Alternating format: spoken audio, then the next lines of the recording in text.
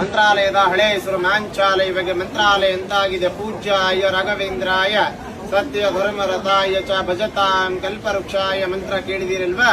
ಆ ಮಂತ್ರ ಬರೆದಿದ್ದು ಮಹಾನುಭಾವರೇ ಅಪ್ಪಣ್ಣಾಚಾರ್ಯವರು. ಅವರ ಹುಟ್ಟಿದಂತಹ ಕ್ಷೇತ್ರ ಇದು.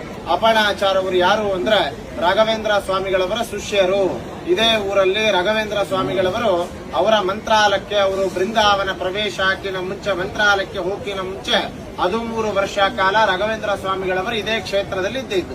ಅವರ ಅಪ್ಪಣ್ಣಾಚಾರ್ಯವರ ಒಟ್ಟಿಗೆ ಅವರಿಲ್ಲಿ ಇರೋ ಕಾಲದಲ್ಲಿ ನಿಮಗೆ ಎದುರುಗಡೆ ಬೃಂದಾವನ ಕಾಣಿಸ್ತಾನೆ ಎಲ್ಲರಿಗೂ. ಇದೇ ಸ್ಥಳದಲ್ಲಿ ಸಾಕ್ಷಾತ್ ಶ್ರೀ ರಾಘವೇಂದ್ರ ಸ್ವಾಮಿಗಳವರ ಒಂದಲ್ಲ ಎರಡಲ್ಲ 13 ವರ್ಷ ಕಾಲ ಅಂದ್ರೆ 13 ಇಯರ್ಸ್ ರಾಯರು ಇಲ್ಲಿ ಜಪ ತಪ ಅನುಷ್ಠಾನ ಹೋಮ ಮತ್ತೆ ಹವನಗಳ ಮಾಡಿದಂತಹ ಸ್ಥಳ ಇದು. ರಾಘವೇಂದ್ರ ಸ್ವಾಮಿಗಳವರು ಜಪ ಮಾಡ್ತಿರುವಂತಹ, ತಪಸ್ಸು ಮಾಡ್ತಿರುವಂತಹ ಕಟ್ಟೆ ಇದು.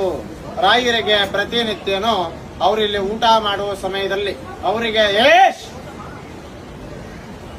ರಾಯರಿಗೆ ಊಟ ಮಾಡುವ ಸಮಯದಲ್ಲಿ ಅವರಿಗೆ ತುಂಬಾ ಇಷ್ಟವಾದ ಪದಾರ್ಥ ಬಂದು ಕಡ್ಲೆ ಬೇಳೆ ಚಟ್ನಿ ಮತ್ತೆ ಮಸ್ತಿ ಕಡುಬು ಅಂತ ಬರುತ್ತದೆ.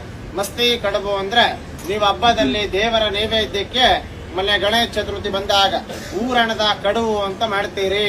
ಊರಣದ ಕಡುಬು ಅಂದ್ರೆ ರಾಯರಿಗೆ ತುಂಬಾ ಇಷ್ಟವಾದ ಪದಾರ್ಥ. ಇವಾಗೂ ನೀವು ನೋಡಬಹುದು ರಾಘವೇಂದ್ರ ಸ್ವಾಮಿಗಳವರಿಗೆ ಬಳಸ್ತಿರುವಂತಹ ವರಳಕಲ್ಲು ರುಬ್ಬಗುಂಡಂತ ಮೇಲ್ಗಡೆ ಬರೆದಿರ್ತಾರೆ. ಹೋಗ್ತಾ ನೋಡ್ಕೊಂಡೋಗಿ ರಾಘವೇಂದ್ರ ಸ್ವಾಮಿಗಳವರು ಇಲ್ಲಿಂದ ಇವರ ಶಿಷ್ಯರಿಗೆ ಅಪ್ಪಣ್ಣಾಚಾರ್ಯರಿಗೆ ಗೊತ್ತಾಗ್ಲಾರ್ದ ಮಂತ್ರಾಲಯಕ್ಕೆ ಹೋಗ್ಬಿಡ್ತಾರೆ ಸಜೀವವಾಗಿ ಬೃಂದಾವನ ಪ್ರವೇಶ ಆಗ್ಲಿಕ್ಕೆ.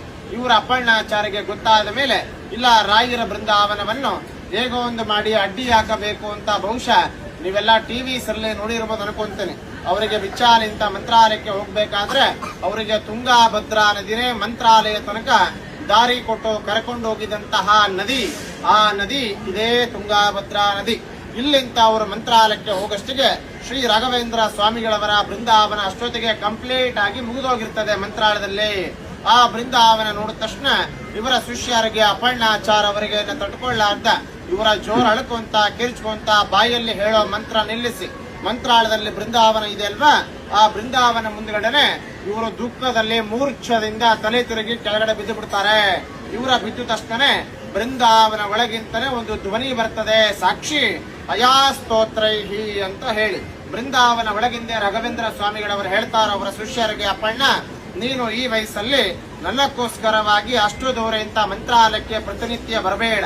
ನಾನು ನಿನ್ನ ಜೊತೆಗೆ ನಿಮ್ಮ ಊರಲ್ಲಿ ಬಿಚ್ಚಾಲಿಯಲ್ಲಿರಬೇಕಾದ್ರೆ ಅರ್ಲಿ ವೃಕ್ಷದ ಕೆಳಗಡೆ ನಾನು ಜಪ ಮಾಡ್ತಿರುವಂತಹ ಕಟ್ಟೆ ಇದೆ. ಆ ಕಟ್ಟಿ ಮಧ್ಯದಲ್ಲಿ ನೀನು ಪ್ರಥಮ ಏಕಶಿಲಾ ಬೃಂದಾವನ. ಏಕಶಿಲಾ ಅಂದ್ರೆ ಒಂದೇ ಶಿಲೆ.